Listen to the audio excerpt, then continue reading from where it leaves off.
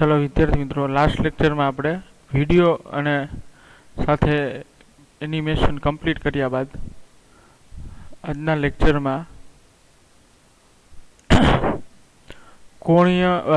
બળ યુગ્મની ચાક માત્રા જોવાની છે.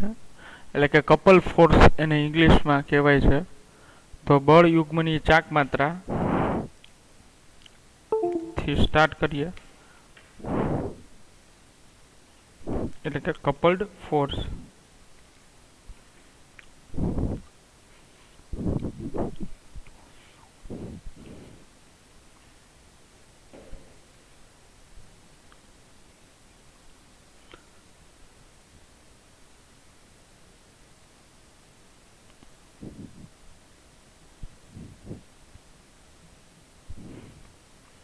બળ યુગ્મ એટલે શું સમજાવો.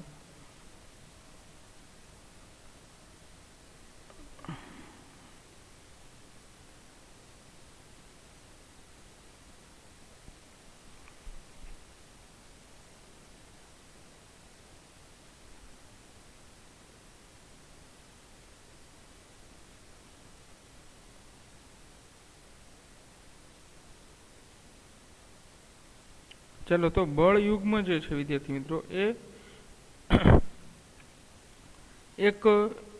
એ એવી થિયરી છે જે ટોર્ક પર જ આધારિત છે. પણ અહીંયા જે ટેક્સ્ટ બુકની અંદર આ ટોપિક જે છે એ લગભગ નથી આપેલો બળ યુગ્મ માટેનો, ફક્ત ટોર્ક માટેનું છે.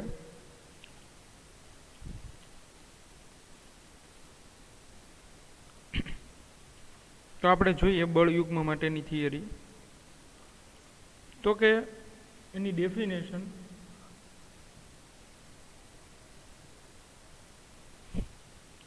કે જુદી જુદી કાર્ય રેખા ધરાવતા જુદી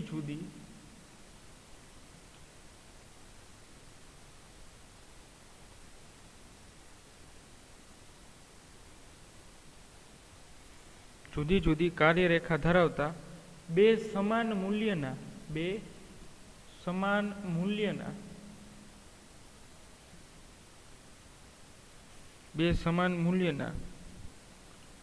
અને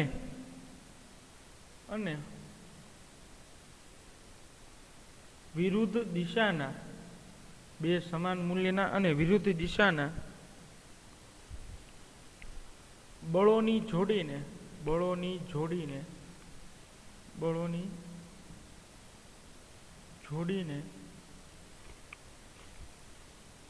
બળ યુગ્મ કહે છે. બળોની જોડીને બળ યુગ્મ કહે છે. બળ યુગ્મ સ્થાનાંતરીય ગતિ વિના ચાક ગતિ પેદા કરે છે. બળ યુગ્મ એ સ્થાનાંતરિત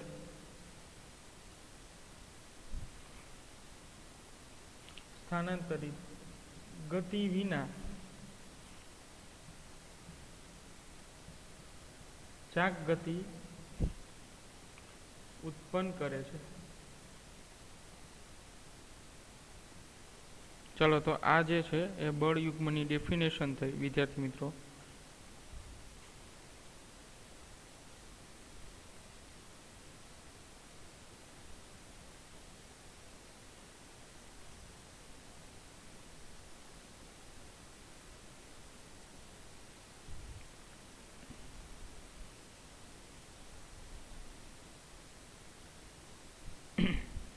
તો ડેફિનેશન આ રીતે છે. થોડી સમજવામાં જે આકૃતિ અથવા તો એક્ઝામ્પલ દ્વારા જ સમજાશે બળ યુગ્મની ડેફિનેશન. શું કે છે? જુદી જુદી કાર્યરેખા ધરાવતા બે સમાન મૂલ્યના અને વિરુદ્ધ દિશાના બળોની જોડીને બળ યુગ્મ કહે છે.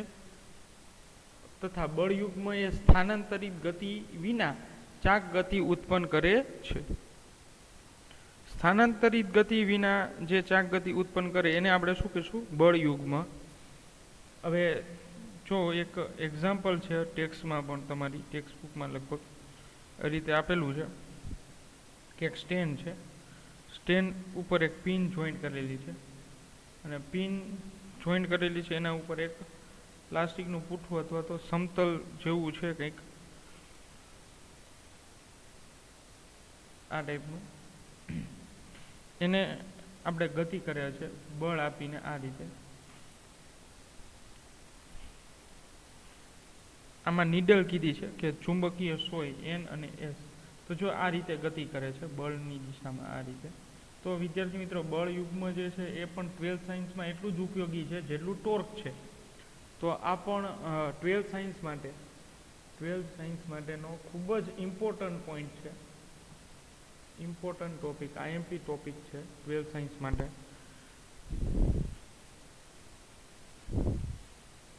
તો જે મેગ્નેટિક નીડલ છે એટલે કે ચુંબકીય સોય છે એ આ રીતે ભ્રમણ કરે છે એક અક્ષને અનુલક્ષીને, કેન્દ્રને અનુલક્ષીને.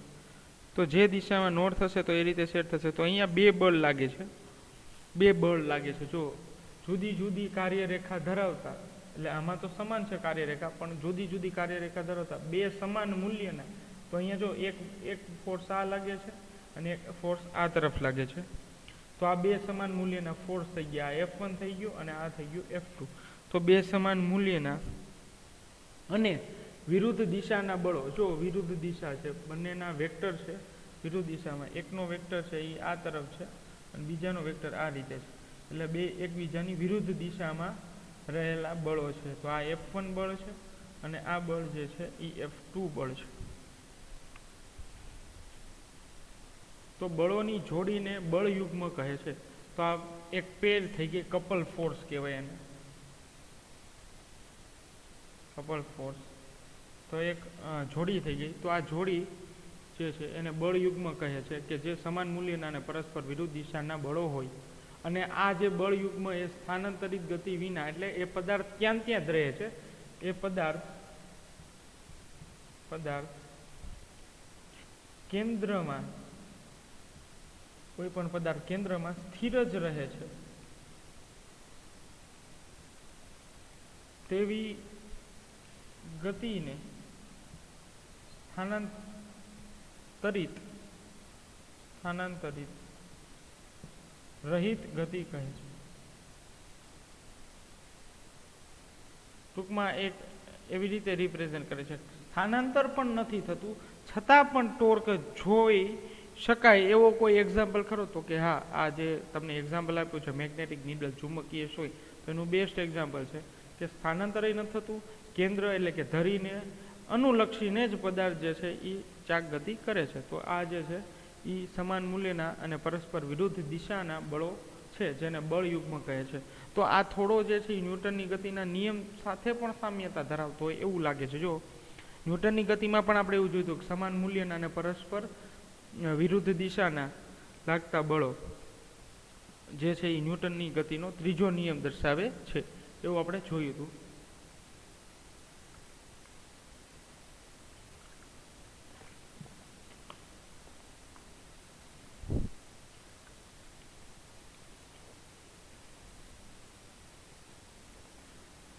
તો જો વિદ્યાર્થી મિત્રો અહીંયા કે આ જે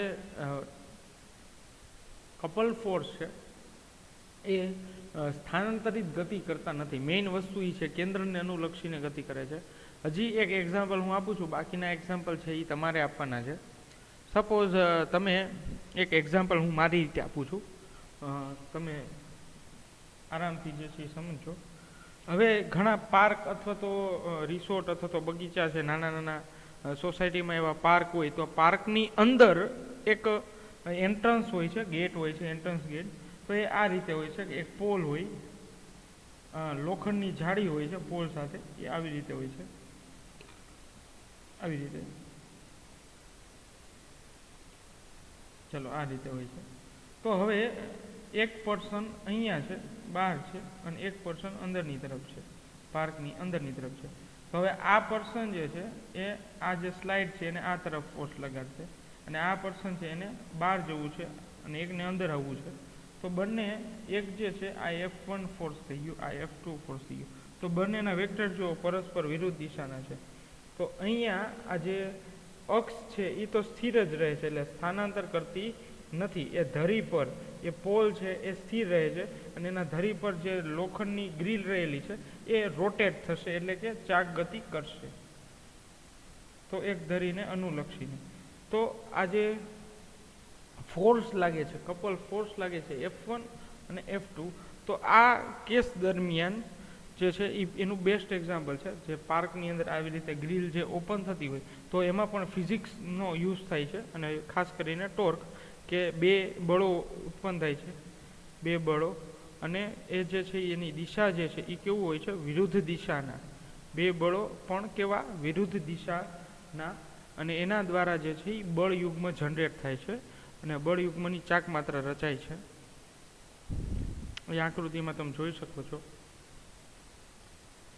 તો આ રીતે એક્ઝામ્પલ છે. બીજા ઘણા પણ એક્ઝામ્પલ છે. તમે પણ થોડા એવા પ્રયત્ન કરો કે મને એક્ઝામ્પલ મોકલાવો કે જે તમે જોયા હોય અથવા તો તમને ખ્યાલ હોય કે આ બળયુગ્મની ચાક માત્રાના એક્ઝામ્પલ છે, અથવા તો ત્યાં પણ કપલ ફોર્સ જનરેટ થાય છે.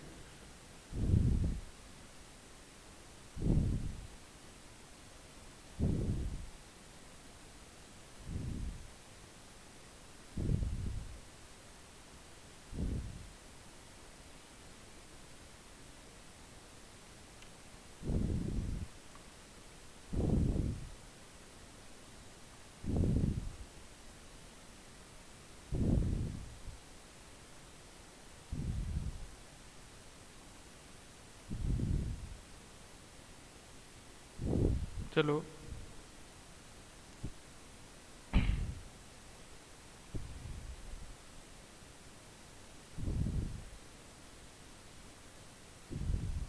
હવે ત્યારબાદ વિદ્યાર્થી મિત્રો એક બીજું એક્ઝામ્પલ હું તમને આપું. જેમ કે કોઈ બોટલ છે, તો એ બોટલનું ઢાંકણું ઓપન કરવા માટે, એ તમારી ટેક્સ્ટબુકમાં પણ એક્ઝામ્પલ છે, કોઈ બોટલ છે, બોટલનું ઢાંકણું ઓપન કરવા માટે આપણે એક આંગળીથી ઓપન કરી નથી શકતા. આવી રીતે 4 કે 5 આંગળી છે એ બોટલના મોટી જે બરણી હોય છે એને ઉપરથી આપણે એ રીતે પકડીએ છીએ, અને પછી એને જે છે એ સમઘડીમાં, એટલે કે જે દિશામાં ઘડિયાળ ફરે છે એ દિશામાં પરિભ્રમણ કરાવીએ તો એ ઢાંકણું છે એ ઓપન થાય છે. તો ત્યાં પણ બળયુગ્મ, એટલે કે એક બળ જે છે એ આગળની તરફ લાગે છે અને એક બળ પાછળની તરફ લાગે છે, અને એ બળયુગ્મ દ્વારા જ એ બોટલ જે છે એનું ઢાંકણું ઓપન થઈ જાય છે.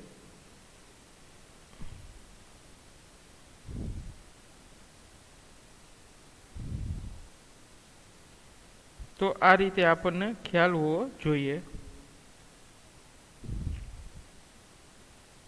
બીજા પણ ઘણા એક્ઝામ્પલ છે કે જેમાં તમે ટોર્ક જે છે એ જોઈ શકો છો.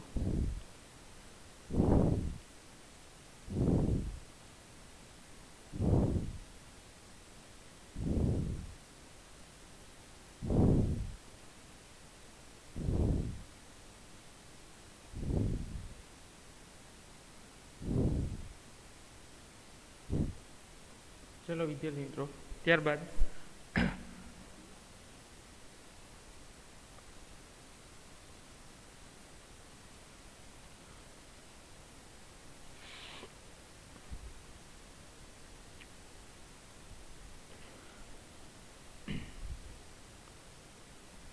એ જે એક્ઝામ્પલ આપેલું છે એ બળયુગ્મ કઈ રીતે ધરાવે છે એ સાથે સાથે તમે પણ જોઈ લેજો. હવે એક આની મર્યાદા જે છે એ મારે તમને કહેવાની છે, ખાસ એ ટેક્સ્ટબુકમાં નથી, તો મર્યાદા જે છે એ ખાસ સમજવા જેવી છે, કે એ એક ખાસ ખ્યાલ હોવું જોઈએ.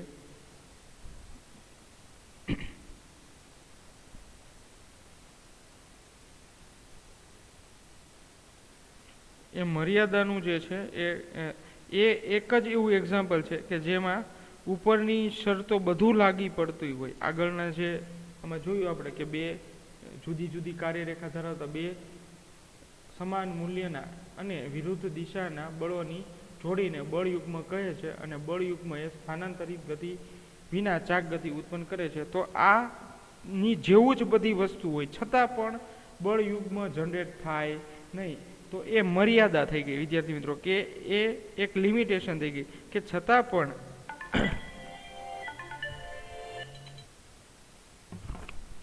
ચલો વિદ્યાર્થી મિત્રો, તો એની મર્યાદા છે એ સમજવાની છે. તો મર્યાદામાં એક વસ્તુ ખાસ ધ્યાન રાખવાની છે કે બે સમાન મૂલ્યના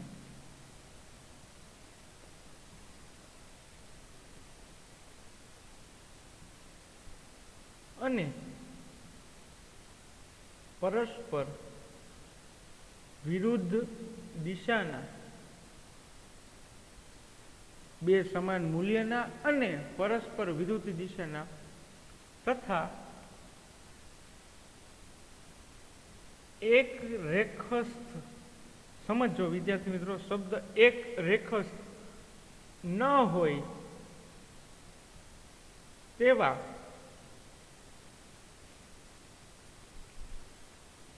બળો માટે,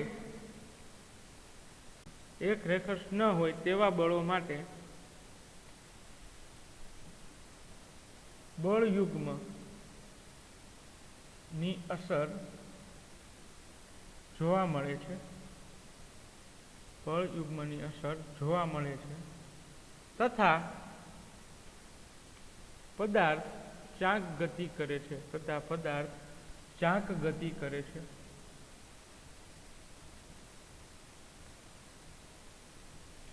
ચલો સમજાય વિદ્યાર્થી મિત્રો. બે સમાન મૂલ્યના અને પરસ્પર વિરુદ્ધ દિશાના તથા એક રેખસ્થ ન હોય તેવા બળો માટે જે છે એ બળયુગ્મની અસર જોવા મળે છે તથા પદાર્થ જે છે એ ચાંક ગતિ કરે. તો આમાં એક વસ્તુ ખાસ યાદ રાખવાની છે વિદ્યાર્થી મિત્રો, કે એક રેખસ્થ ન હોવા જોઈએ. જો એક રેખસ્થ હોય તો આ જે ચાંક ગતિ બળયુગ્મ થાય છે, આ જે પદાર્થ વર્તુળાકાર જે છે એ ફરે છે એ ફરતો બંધ થઈ જશે. જો પદાર્થ એ એક પદાર્થ પર લાગતા બળો એક રેખસ્થ હોય તો ચાંક ગતિ થશે નહીં. એટલે જો પદાર્થ પર લાગતા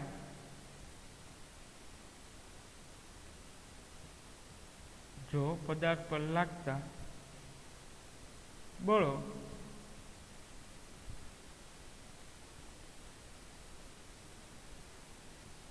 એક રેખસ્થ હોય, જો પદાર્થ પર લાગતા બળો એક રેખસ્થ હોય તો ચાંક ગતિ ઉત્પન્ન થશે નહીં. ચાંક ગતિ ઉત્પન્ન થશે નહીં. જેમ કે એક્ઝામ્પલ તરીકે તમને સમજાવું. સપોઝ કે કોઈ એક આ રોડ છે, લોખંડનો સળિયો છે, એ રોડને હું ઉપરથી ફોર્સ F1 જેટલું આપું છું અને કોઈ વ્યક્તિ નીચેથી ઉપર તરફ ફોર્સ F2 આપે છે. મેં ડાયરેક્શન શો કરેલી છે, ઇન્ડિકેટ કરેલી છે આવી રીતે. એક ફોર્સ ઉપર તરફથી લાગે છે, એક ફોર્સ નીચે તરફથી લાગે છે. તો બંને સમાન મૂલ્યના જ છે. જો F1 = F2, અથવા તો હું બંને બળ જે છે એ સમાન મૂલ્ય ના જ આપું છું.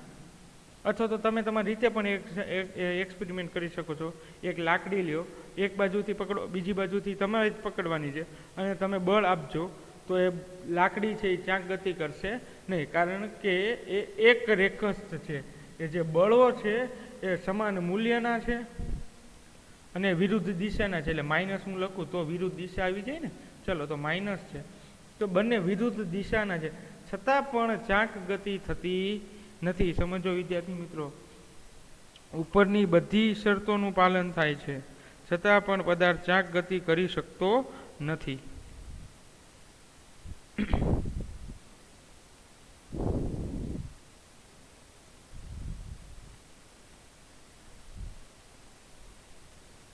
ચલો સમજાય વિદ્યાર્થી મિત્રો. તો પણ પદાર્થ ચાંક ગતિ કરી શકતો નથી. તો પદાર્થ ચાંક ગતિ કરવા માટે એક રેખસ્થ ન હોય તેવા જ બળોની રચના થતી હોવી જોઈએ. બાકી જે છે એ ચાંક ગતિ થશે નહીં. તો આ એની ખાસ જે છે એ આવા MCQ તમને પૂછી લે કે જો પદાર્થ પર લાગતા બળો એક રેખસ્થ હોય તો ચાંક ગતિ ઉત્પન્ન થશે નહીં. જો અહીંયા ખાસ એ વસ્તુ કીધી છે કે જુદી જુદી કાર્યરેખા. એટલે જુદી જુદી કાર્યરેખાનો મિનિંગ જ એ થયો કે એક રેખસ્થ ન હોય એવા. તો એક રેખસ્થ ન હોય એવાને આપણે શું કહેશું? જુદી જુદી કાર્યરેખા ધરાવતા. જુદી જુદી કાર્યરેખા ધરાવતા.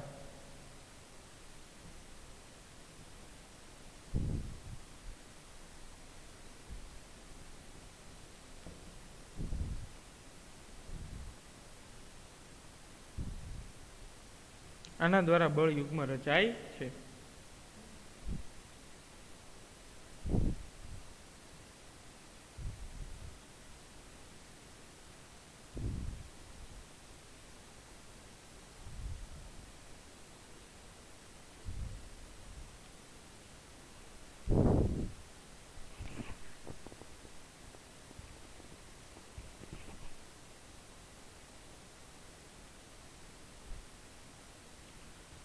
હવે એક મસ્ત એમસીક્યુમાં હું તમને એમસીક્યુ માટે ખાસ કરીને નીટના પોઈન્ટથી જ આપણે જોવાનું છે. નીટ JEEના પોઈન્ટથી એક બેસ્ટ એક્ઝામ્પલ છે અને એમસીક્યુ પણ છે કે ટોર્ક. હવે તમને વિદ્યાર્થી મિત્રો કન્ફ્યુઝન થશે કે પરિણામી ટોર્ક એટલે ટોર્ક રિઝલ્ટન્ટ ક્યારે મળશે અને પરિણામી બળ એ જે છે એ ક્યારે મળશે. આપણે એની વાત કરીએ છીએ કે ટોર્ક અને બળ, રેખીય બળ, એ બંને વચ્ચે જે છે એ સંબંધ દર્શાવતું કોઈ એક એવું કોઈ ચાવીરૂપ સમીકરણ કે જેથી કરીને આપણને ખ્યાલ આવે કે અહીંયા ટોર્ક ઉદ્ભવશે અને અહીંયા ટોર્ક નહીં ઉદ્ભવે. તો જો વિદ્યાર્થી મિત્રો કે અહીંયા કોઈ એક પદાર્થ છે આવી રીતે,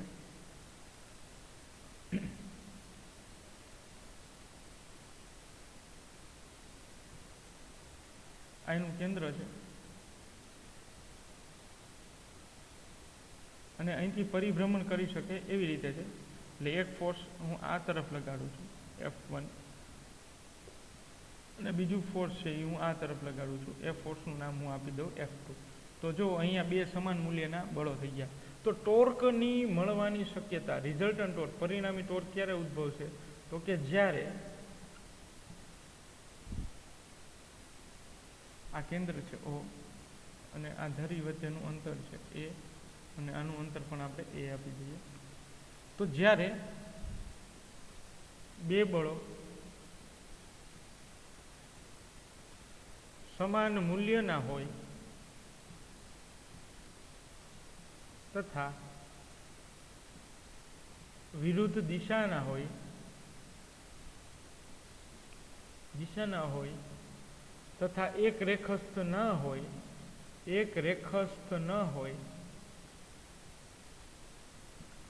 હોય તો તેના માટે ટોર્ક જે છે એ ટોર્ક રિઝલ્ટન્ટ જે છે એ મળશે. એટલે ટોર્ક જે છે એ કેવું મળશે? મહત્તમ. ચાલો સમજાય છે વિદ્યાર્થી મિત્રો? તો ટોર્ક મહત્તમ મળવાની શરત શું થઈ વિદ્યાર્થી મિત્રો?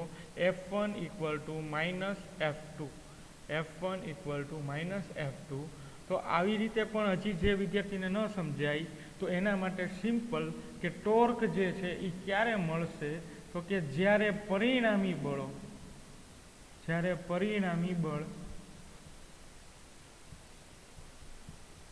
એટલે કુલ રિઝલ્ટન્ટ ફોર્સ, પરિણામી બળ શૂન્ય થશે ત્યારે જે છે એ ટોર્ક મળે છે. આ જ વસ્તુ જો તમે સૂત્રમાં લખવું હોય તો F રિઝલ્ટન્ટ = 0.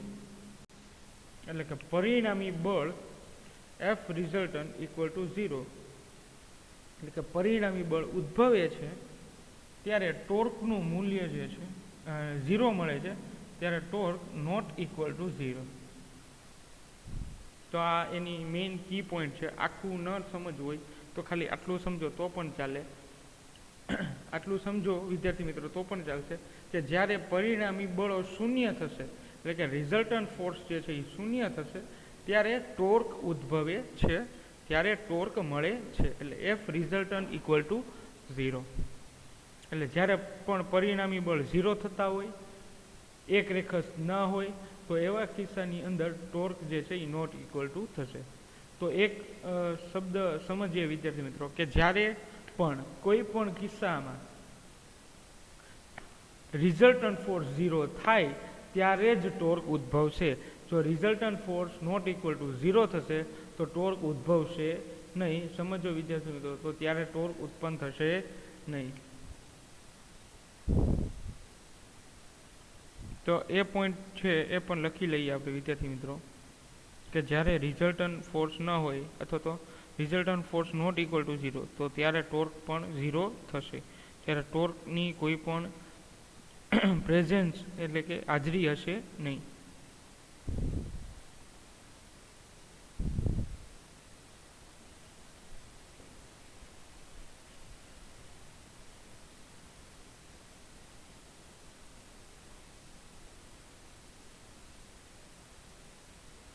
જ્યારે પરિણામી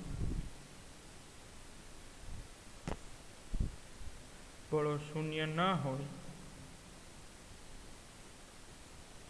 ત્યારે ટોર્કનું મૂલ્ય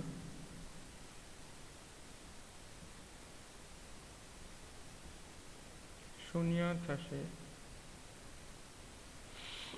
ત્યારે ટોર્કનું મૂલ્ય એ શૂન્ય થશે. એટલે F resultant not equal to 0, પરિણામી બળ 0 નથી, તો ત્યારે જે છે એ ટોર્ક ઇક્વલ ટુ શું થશે? 0. તો એક બંને જે છે એ ઓલા જોડવા, એક જ વ્યક્તિ બે રોલ કરતો એના જેવું છે. કે એક વ્યક્તિ હાજર હોય જોડવાનો રોલ કરતો હોય તો એના જેવું છે કે ભાઈ હોય એક જ વ્યક્તિ અને બે રોલ કરતો, તો એક હાજર હોય તો બીજો નહીં હોય, અને જ્યારે બીજો હાજર હશે ત્યારે પેલો નહીં હોય.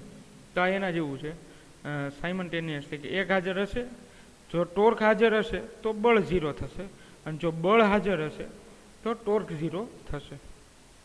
ચલો સમજો વિદ્યાર્થી મિત્રો આરામથી. આખો જે છે એ પોઈન્ટ તમે લખી નાખજો. એમાં ખાસ કરીને આ જે છે MCQ માટે જે છે એ ખાસ યાદ રાખવાનું છે, અને ખાસ કરીને આટલી કી પોઈન્ટ છે, કી પોઈન્ટ એ યાદ રાખવાના છે.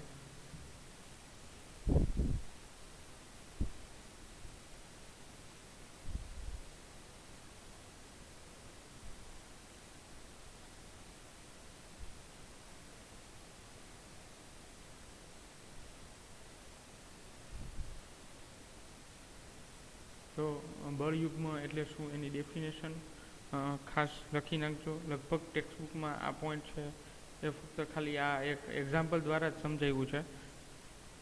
સોયના મેગ્નેટિક સોય, ચુંબકીય સોયના એક્ઝામ્પલથી જ સમજાવ્યું છે.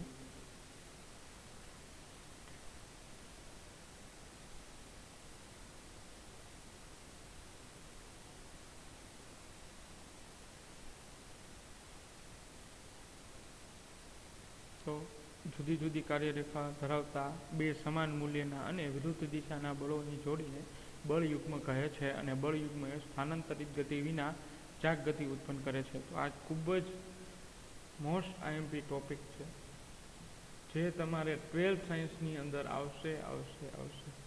12th સાયન્સ માટે ખૂબ જ અગત્યનું છે.